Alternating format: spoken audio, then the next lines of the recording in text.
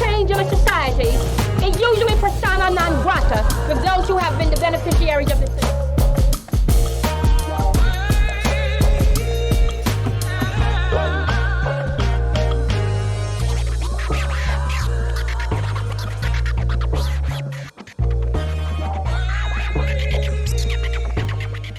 Welcome back to On the Record. I'm Ebony McMorris, White House correspondent for American Urban Radio Networks.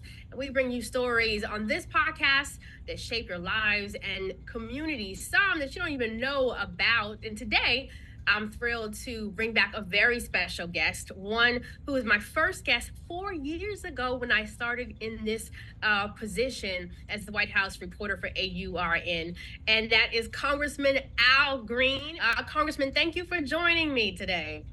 Thank you very much for having me. It's an honor to be back, and I'm proud to know that you're still with us and doing great things. Look, I'm still with us, and it's so much to cover. Including the challenges facing our democracy under this administration.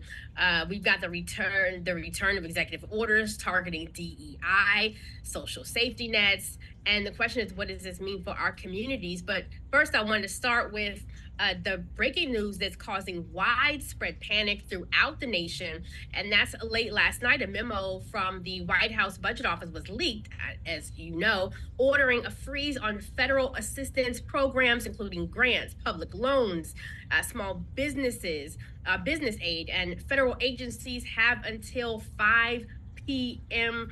today to comply with this freeze. I saw Diane Yetno, the president of the National Council of Nonprofits. She called this a 5-alarm fire. Others calling it lawless and unconstitutional. But Congressman Green, what say you about this order? I'm exceedingly disappointed because many NGOs, some of which you've mentioned, are going to suffer. Many of these NGOs have received grants, and some of the money has not been accorded them to date. So if they freeze that money, that means that projects that they have underway are not going to be completed. I'm also concerned because this could portend something even greater. Currently, we have something called community project funds that we can distribute to our various communities among the congressional delegations. Well, that is of concern to me because that funding is a means by which we can identify specific projects in a congressional district that need help. It could mean that is going to be shut down. And if that's shut down, it will really hurt a lot of small businesses because a lot of these businesses can benefit from what the NGOs are doing in the community. I'm against what happened, and I'm going to fight to maintain the community project funding and to restore the natural order of delivering to these various congressional districts across the country. I think people are realizing some of these orders that the president is trying to put into effect. Literally, they're having consequences the next day. We see people, when all these orders that came down, scrapping DEI. We see then the Air Force took the Tuskegee Airmen out of their training and then had to put it back in because of public outcry. Break it down for the people. When we look at these orders, right? What are some of the devastating effects that you see happening, especially on the DEI front? Yes, I'll do that. But let me first explain what we're dealing with. We're dealing with someone who has caused us to believe that America's falling apart, and it's falling apart. And by the way, I'm being generous by saying it this way, and I'm being kind. Falling apart because of minorities, for the most part. It is minority persons that you see them going after to take across the border. They're not going after persons who may have come here from England or some other place and overstayed on a visa.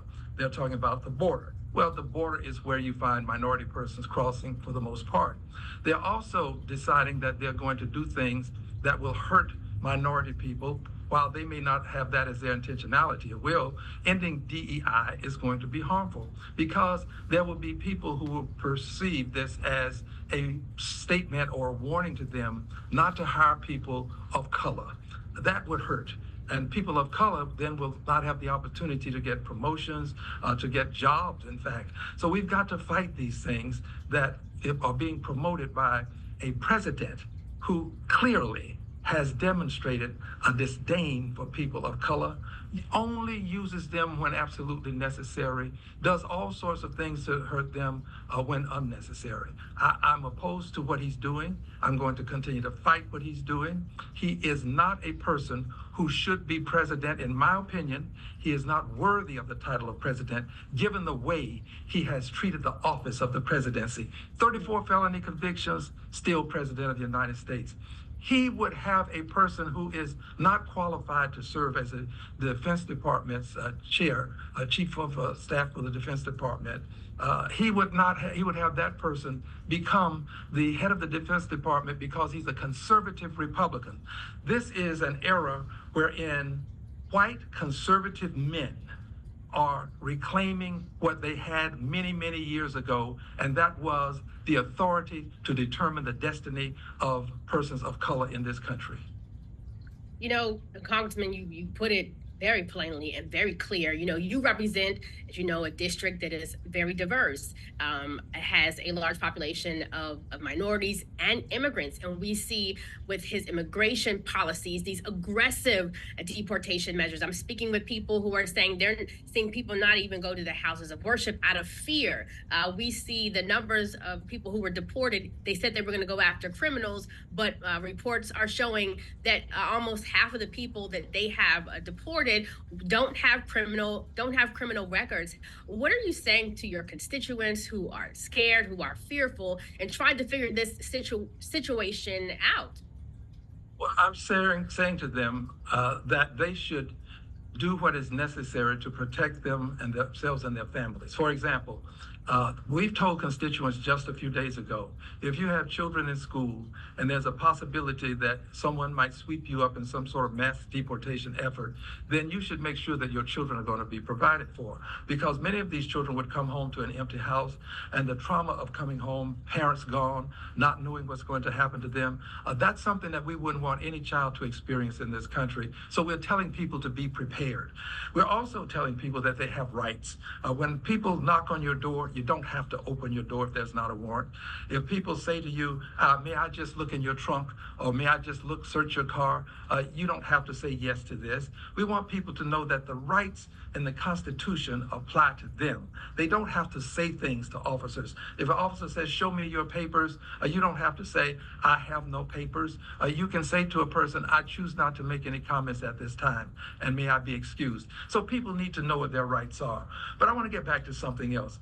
A lot of this is based upon the myth that America has been a meritocracy. I'm going to repeat that. The myth that America has been a meritocracy. If America had been a meritocracy, then we wouldn't have had 240 plus years of slavery.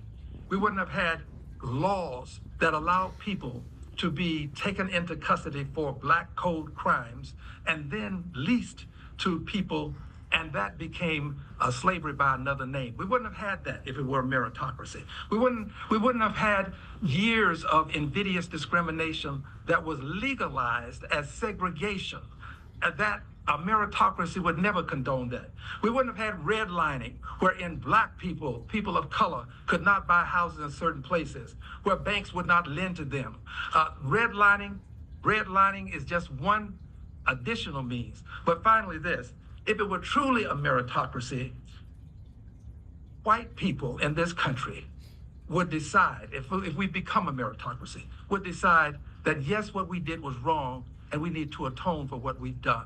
We need to atone by acknowledging that those persons who were enslaved for centuries, not years, not decades, but centuries, those persons have to be respected.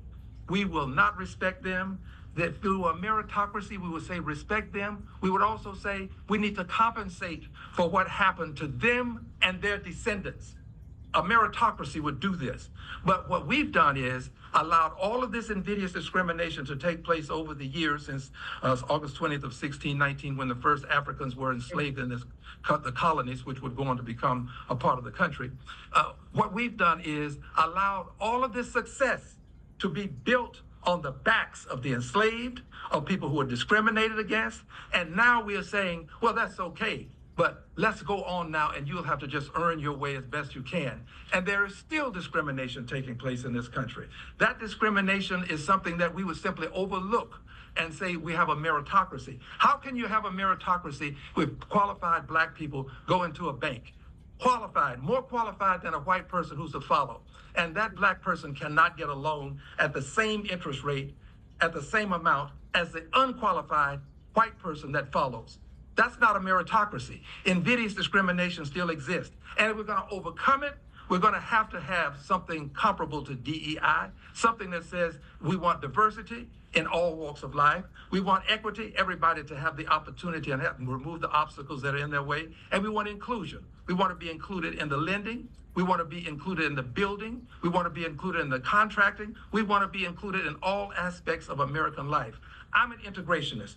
I believe we ought to integrate everything, and that includes the money. We've not integrated the money. It is still held in the hands of Anglos for the most part, but more importantly, in the hands now of these billionaires who have taken over the country and are now with the president, advising the president. The country has become a piggy bank for billionaires who can find clever ways to get tax breaks while seeing other persons having to have heartaches from not getting Medicare, Medicaid, and some of the other things that are the necessities of life that are associated with our safety net system.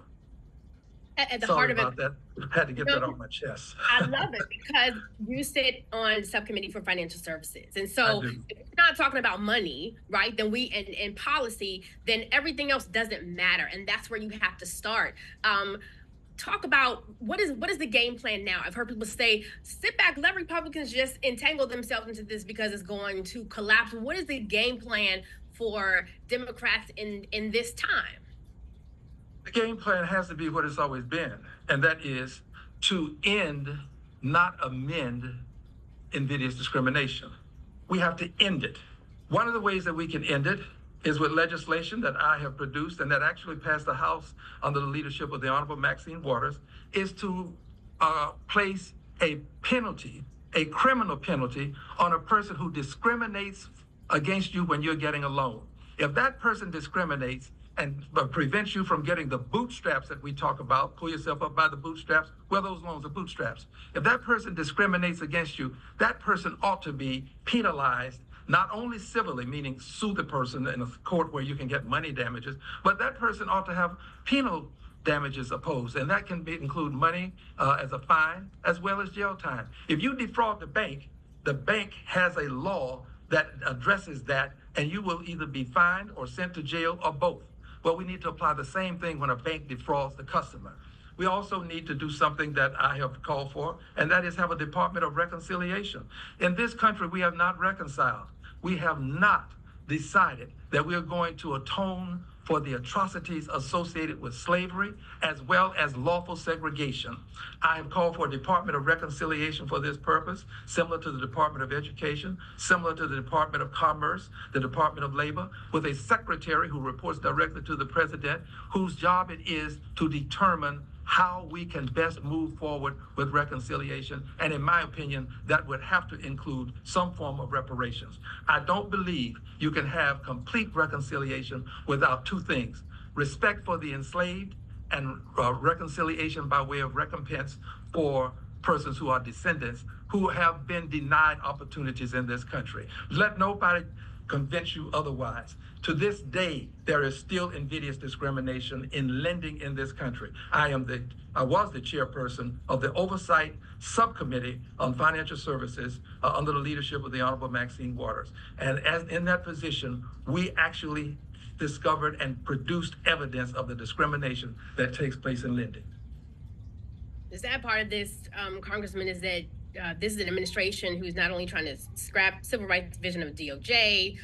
You even called me, was like, "Did you see what happened with the investigators and with oversight, inspectors general, just scratched, an administration who." We know that even some of the investigations that we saw before, we probably won't see again, because this is a Congress where Republicans hold the majority. And even when it comes to the courts, a very far right leaning Supreme support. Many Americans are saying, what is going to happen? I will say this, with some of the things that this administration has tried to push, when people begin to speak out, we've seen a reversal on some of that, because people didn't realize everybody who was included under diversity, equity, and inclusion, including veterans. We're seeing white women who are the largest beneficiaries of it. So for those who are saying, how should we look at this, even on the backs of a primary in 2 years, with Republicans controlling everything, are you hopeful that anything will get through? Yes, I'm very hopeful, and I believe that there are things that we can do to hold back the rollback, as it were. What we have to do is be vocal, and we have to be candid. I mentioned earlier how invidious discrimination has impacted Black folk, and what we have to do, people of color. All people of color are going to have to unite along with our allies. There are people of many hues who are willing to be a part of the effort to prevent this rolling back. And we want all of them to engage. So we have to call for unity. I have sent out a call for unity, asking that persons help each other and not silo our efforts. We cannot silo the efforts of women and let women fight that without the efforts of those persons who are fighting against the deportation of people who have been here lawfully, paid taxes, not doing any harm. If we're going to fight for them, all of these various entities have to fight together. We got people who are fighting just to make sure that you get a fair wage. If you want to increase the minimum wage, all people have to fight because we have a common source of policies that are harming us together. So our allies have to be involved. We've got to make sure we all fight together. And the best example of what's happening is really this. Secretary of Defense Austin was eminently qualified to get the position. You would bring in a person to follow him who is probably the most least qualified ever to apply for the position, not just have it, but to apply for it, and that person gets that position. We are at an age wherein if you are a conservative white male, that is your qualification. You don't need anything more. But if you happen to be a person of African ancestry or a person of color from whatever place on the planet, now you're going to have credentials. You can't have the benefit of a DEI program. Well, there's already a DEI program for conservative white males. That is called conservative white male presence. If you just show up, your presence is your qualification. That's what happened. And I'm so disappointed in the United States Senate. Those senators did not have to allow this to take place. At some point, they've got to get the courage to get in the fight for the righteous side of American life. Before we go, not only did we see that, we saw immediately coming in office, in addition to reversing many of over 70 of former President Biden's executive orders, the pardoning of over 1,500 and the commuting of sentences over some who even just got rearrested after being pardoned, and their cry is, we want retribution now. I want to end on this note, and it was why I originally called you, because it was about, you were heckled on the floor during the votes for Speaker of the House. And I was trying to get my ear so close to the TV to hear what you said. But tell us in that moment what you said and how that relates to where we are now. We were voting for the next Speaker of the House at that time. And one of my colleagues across the aisle indicated that she was voting for the preferred candidate of then candidate Donald Trump. He was not, had not been sworn in. I then, when my time to vote occurred, I indicated that I was voting for a candidate that was the hope and the dream of the enslaved. And when I said that, that was a trigger. That is a trigger now. In the House of Representatives, we will not tolerate the passage of a bill that would honor the enslaved. In 1956, we gave a Congressional Gold Medal, the Congress of the United States of America, to Confederate soldiers. We have had legislation pending asking for a Congressional Gold Medal for the enslaved. I just believe that if we can have a 9/11 Remembrance Day, a Pearl Harbor Remembrance Day, a Holocaust Remembrance Day, and we should have all of these, then we can have not only a Remembrance Day for the enslaved, but we should also have a Congressional Gold Medal, and we should have some respect accorded to them by way of recompense and a Department of Reconciliation. But that's what triggered all of this. And this happens every time I bring it up. There will always be someone who's going to respond and say that we need to put that behind us. That's in the past. We don't live in the past. Well, we remember 9/11. We remember Pearl Harbor. We remember the Holocaust. And I think that if we're going to remember all of these, we ought to remember the enslaved, and we ought to do more than remember. We ought to move forward with reconciliation, which would include some recompense for the horror that we imposed upon millions of people, more than 10 million, in an institution called slavery. And finally, I will say this. Yesterday, as you know, was a International Holocaust Remembrance Day. I support that. I want us to remember the Holocaust. It was a great horror. But I also believe that just as we can remember the Holocaust, we can remember what happened to the enslaved in this country. It's easy to look through the window of life into another country and talk about all of the atrocities and how that country has to atone and has to some extent atoned. But although there are some people who are now trying to say some ugly things about what happened during the Holocaust, but we can look at that. But it requires you to look into the mirror of life and see what happened in this country. When you look at the mirror of life, you see yourself. We have to look into ourselves, and we have to be honest about what happened here.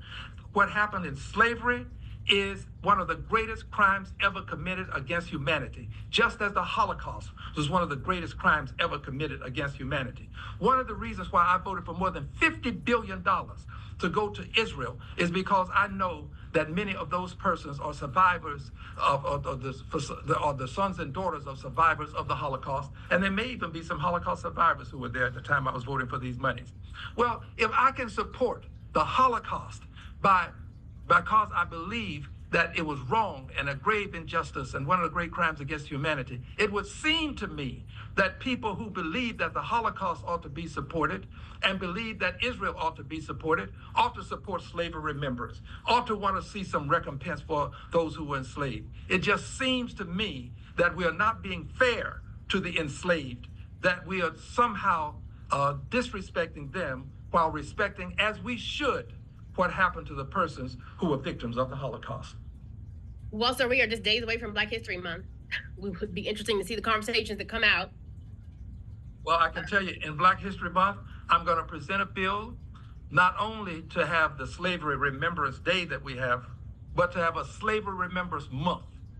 A Slavery Remembrance Month, so that for the month of August, we can devote ourselves to making sure that people understand what happened in this country and how that impacts what's happening in this country today. To this date, we are still suffering from the effects of 240 years of slavery, and America was not a meritocracy then. It is not a meritocracy now. If it were a meritocracy, the person who is now the Secretary of Defense wouldn't have the job. Wow. Well said. Thank you, sir, for coming on. Gotta have you back. Can't wait to interview you in person, face to face, so we can have more discussions as we see this Trump administration progress. But again, thank you so much for coming on today. Well, thank you on behalf of the people of the 9th Congressional District. Thank you so much. Thank you.